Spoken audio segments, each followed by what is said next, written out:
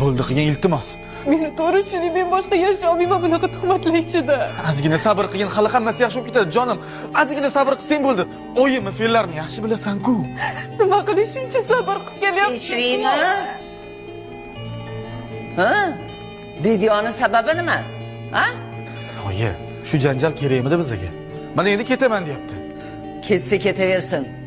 Eshik ochiq. Tushunmayapsiz, men sizga ishonaman. Keliningizga ham ishonaman. Necha yil buni sinaganman, u qancha gaplashganman bu bilan. Ne hasratda katta qilgan edim seni.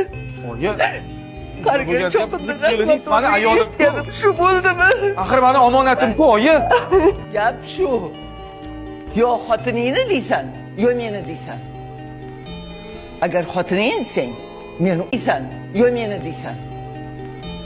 Agar xotiningni desang, meni umuman unut.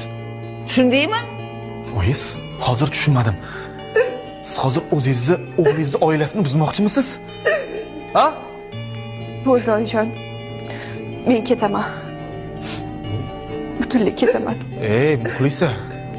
Dilshod aka, to'g'ri tushuning. Axir men ham to'yib ketdim. O'tirsam, o'poq tursam, so'poq. Meni yomon ko'radilar. Ayting, qanaqa qilib yashayman bunaqa muhitda? Ming'il qilishni qaranglar buni. Nima? Yig'lab ko'nglini yumshatmoqchimisan? Yo'qol uyimdan. Oyi. Yoqmasa tur yo'qol.